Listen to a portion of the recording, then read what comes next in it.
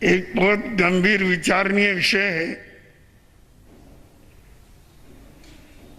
कि आखिर मरते दम तक भी व्यक्ति की तृष्णाएं समाप्त क्यों नहीं होती, जबकि वह जानता है कि मैं अपने साथ कुछ भी ले जाने वाला नहीं, सब कुछ यहीं रहने वाला है। फिर भी अगर वह मृत्यु शैया पर भी पड़ा है और कोई लाभ की बात सामने आ जाती है,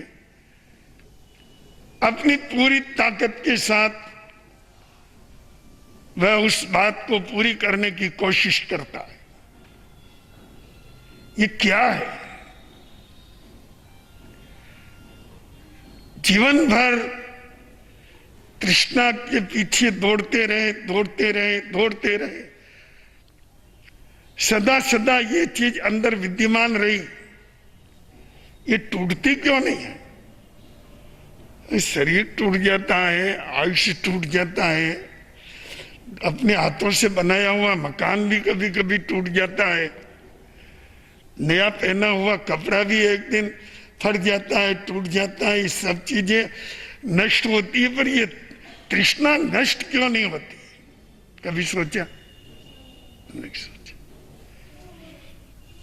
क्योंकि जो सच्चाई है उसके लिए सोचना बड़ा कठिन है।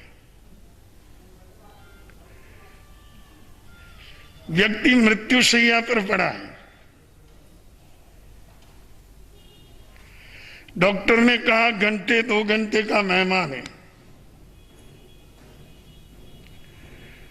स्वभावतः सारा परिवार वहां इकट्ठा हो गया, दुकान से मुनीम भी आ गए,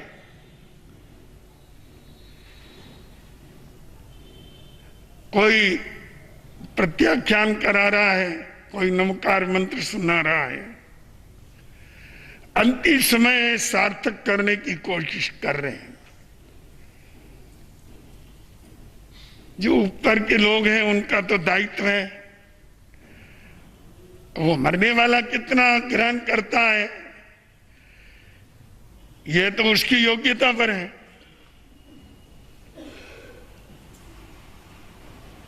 मरने के पहले कुछ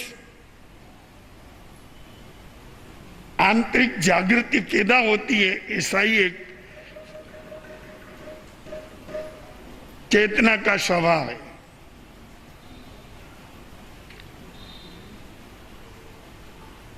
ये पंखे ना हो तो अच्छी बात है ना, अभी इतनी कोई गर्मी नहीं है। गर्मी लग रही है क्या?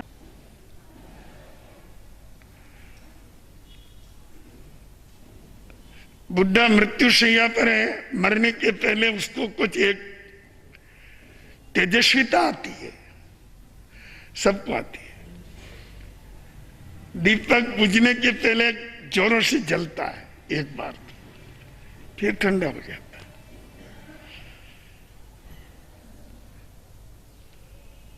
अंतर में एक उफान आया, बुड्ढे ने आंखें खोली,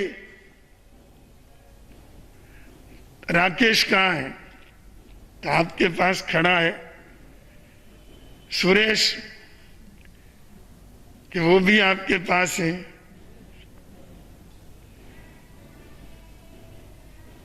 नरेश वो आपके पांव दबा रहा है।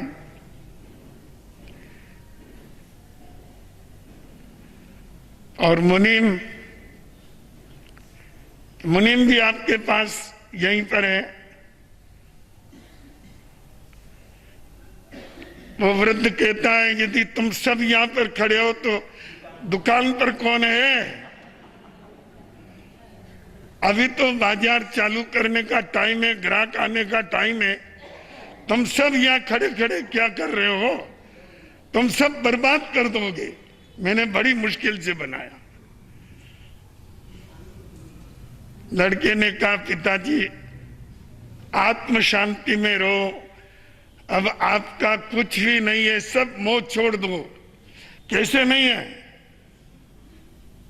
बहुत मुश्किल से बनाया मैं जानता हूं, तू क्या जाने। ऐसा करते करते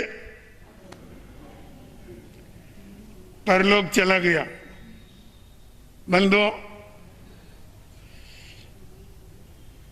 तो एक प्रश्न पैदा होता है कि जब व्यक्ति जानता है कि ये सब छोड़ के मुझे जाना है,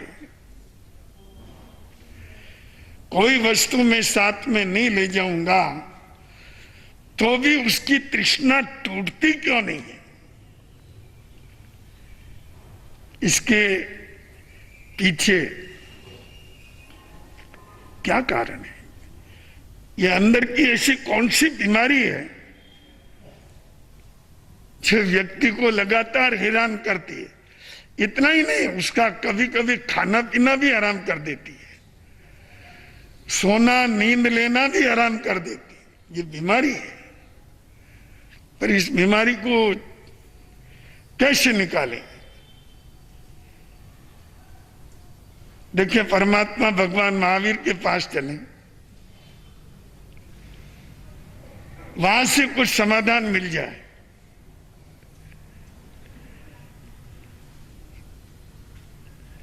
भगवान महावीर के शास्त्रों का स्वाध्याय करते हुए एक सूत्र मिला। यह सूत्र बहुत उपयोगी है, इस बीमारी को खत्म करने के लिए में बहुत लाभकारी है। भगवान महावीर प्रभु ने कहा, लोहो हो जसन होई किंचन। क्या बात है! उन्होंने कहा, जिसको कुछ चाहिए ही नहीं, जिसके पास कोई परिग्रह नहीं,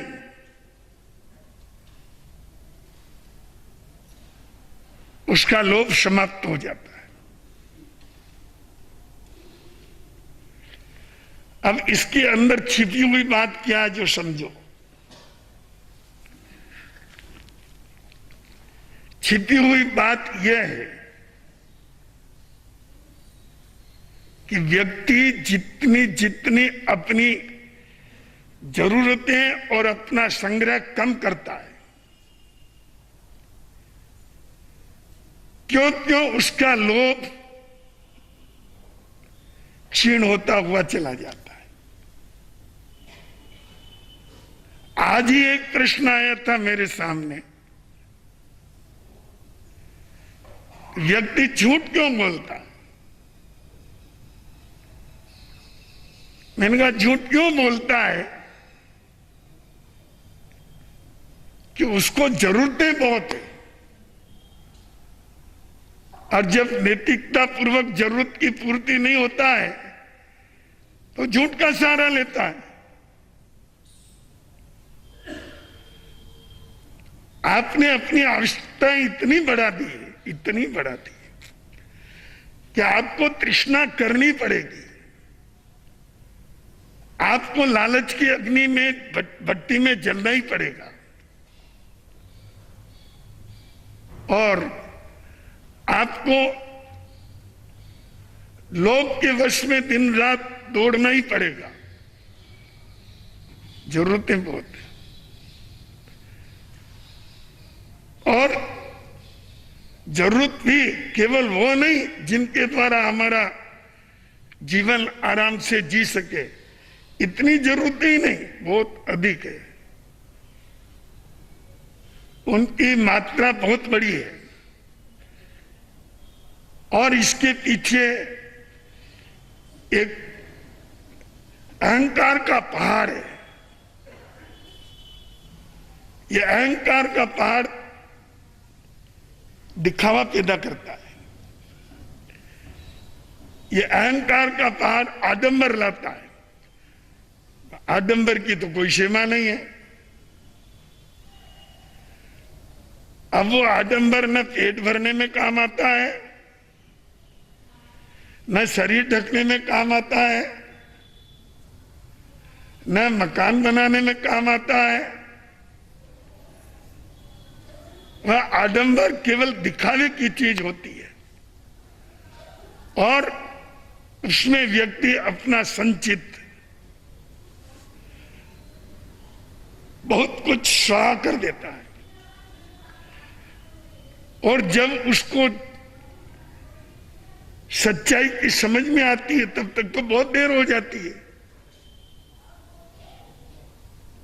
तब तो वो देखता है कि अरे मेरा सारा बैलेंस खत्म हो गया,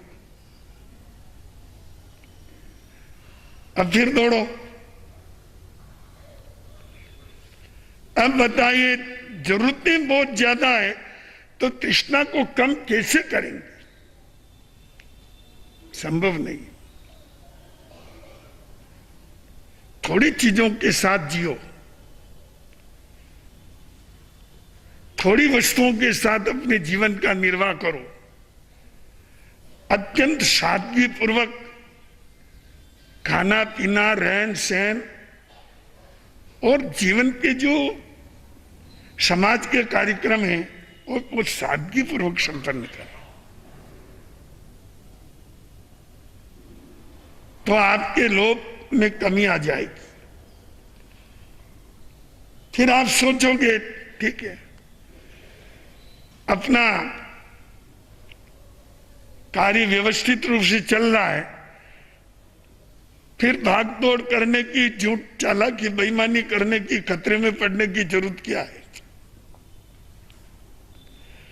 अपना जितना खर्चा है उतनी इनकम है, उल्टी और सवाई है बस। पर जिनके सामने आडंबर का पहाड़ खड़ा है, जिसको अपना अहंकार दुनिया को बताना है, अपना प्रभाव जमाना है,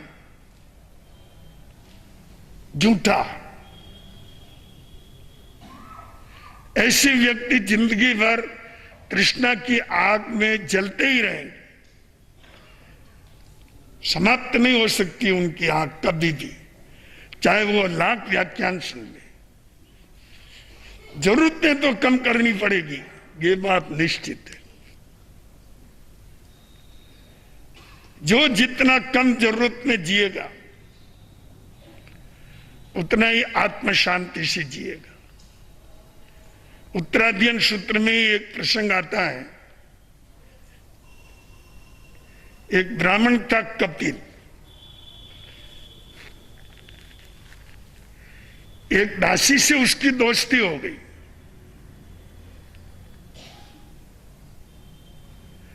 दासी भी दासी है, उसके पास कुछ था ही नहीं, और ये कपिल भी ब्राह्मण,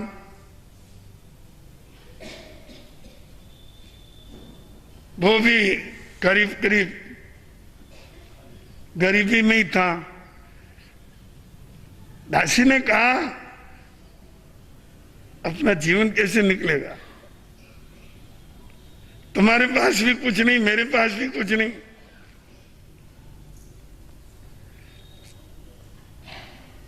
कोई उपाय करो। कपिल कहने लगा क्या उपाय करूं, मैं ब्राह्मण हूं, पत्थर डालने से तो राम,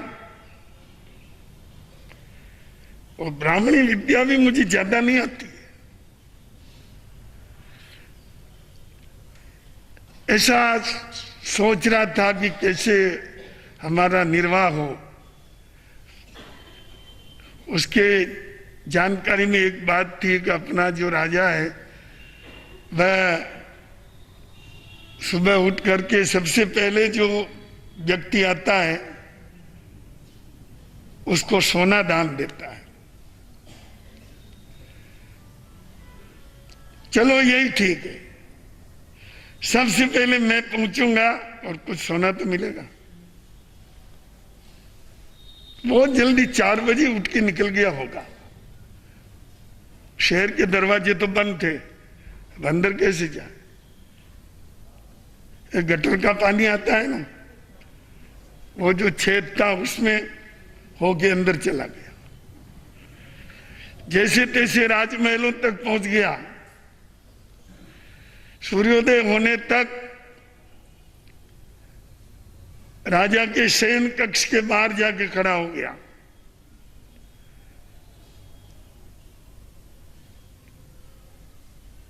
राजा जगे। पहला व्यक्ति कौन? कपिल। अरे तुम इतने जल्दी यहां कैसे आ गए? उसने कहा मैं रात शहर में ही था। अरे आया कैसे? द्वार तो बंद थे कि वो गटर की जो नाली होती है उसी में होके आ गया। अरे उन्होंने कहा तुम बहुत दुखी है। महाराज बहुत दुखी हूं, हमारा जीवन निर्वाह कैसे होगा यही चिंता लगी रहती है। ब्राह्मण हूं मैं। दया आ गई राजा को। उन्होंने कहा जाओ थोड़ी देर बाद आओ, सोच के आओ तुमको क्या चाहिए। जो चाहिए मांग लेना, मैं उसकी पूर्ति करने का प्रयास करूंगा। बड़ा खुश हो गया। अब तो मैं जीवन भर के लिए सब कुछ मांग लूंगा जो चाहिए। और एक बाग में जाकर के बैठ गया। सोचने लगा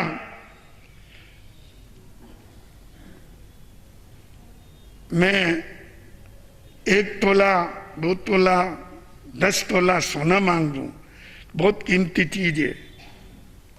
इससे क्या होगा? ये तो थोड़े दिनों में खत्म हो जाएगा। और नहीं, ऐसा करें एक गांव की जागीरी मांग ले।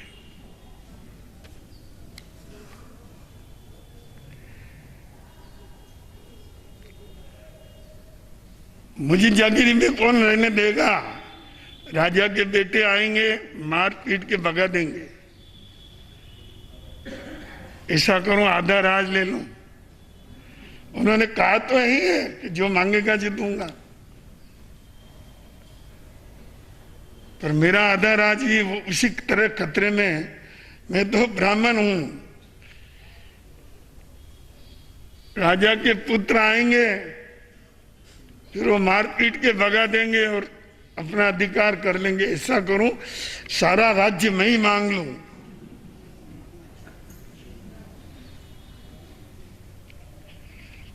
यही स्थिति अंतर में चलती है। यह एक मानव का तृष्णा से जुड़ा हुआ मनोविज्ञान है। और सब आप इस दौर से गुजरते हैं कि इतना कमा लें, इतना ले लें, इतना कर लें, नहीं नहीं इतना करें, नहीं नहीं इतना करें। सोच ही रहा था राजा तो निर्वासित हो जाएंगे तो भी इनको पेट भरने की कोई कमी नहीं रहेगी।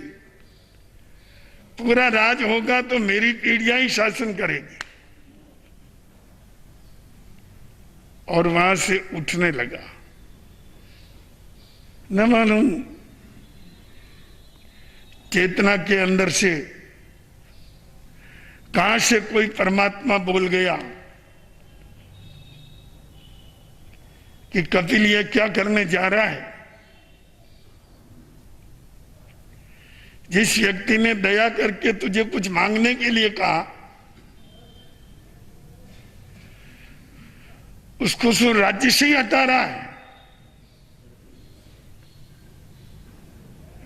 उसका सब कुछ हड़पने में लग गया। धिक्कार है तुझे। तेरे जैसा महापापी कौन होगा? फिर बैठ गया। ये तो मैंने बहुत गलत किया। उन्होंने कुछ मांगने के लिए क्या कहा, इसका मतलब मैं सब कुछ हड़प लूं। ये लालसा कितनी खराब है। ये बहुत शैतान डाइन है। ये व्यक्ति को भीतर से बाहर से सब तरफ से कमजोर करती है और हैरान करती है। नहीं नहीं, एक दयालु व्यक्ति के साथ मैंने जो सोचा ये महापाप है, पर ये पाप तृष्णा से पैदा हुआ है।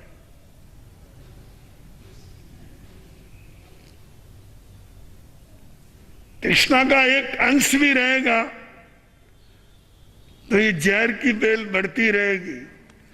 अच्छा हो कि मैं इस पौधे को उखाड़ के ही फेंक दूं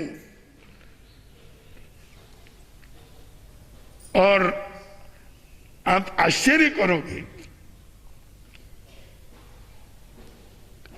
कपिल वहीं बैठे बैठे सर्वत्यागी बन गया। सर्वत्यागी, परम त्याग की धारा में बह गया और अपने जीवन को निर्लिप्त कर लिया। एक दिन कैवल्य पद प्राप्त किया। बंधुओं, यह आग जो अंदर जल रही है, इसको जरूर जरूर एकदम बुझा दीजिए, नहीं तो कम तो करिए, न तो ये तुमको मरते दम तक तकलीफ देगी। याद रखना, उस बुड्ढे की तरह तुम सब यहां खड़े हो तो दुकान पर कौन है। भूलना मत ये बात, किसी को जाके जरूर कह देना। एक एक बार कोई जाकर के किसी के सामने यहाँ की बात दोहरा देता है तो उसको कुछ लाभ मिले न मिले, उसके मस्तिष्क में वो बात थोड़ा स्थान बना लेती है। तो ये एक ऐसी बीमारी है जिसका पीछा छूटना बहुत मुश्किल है।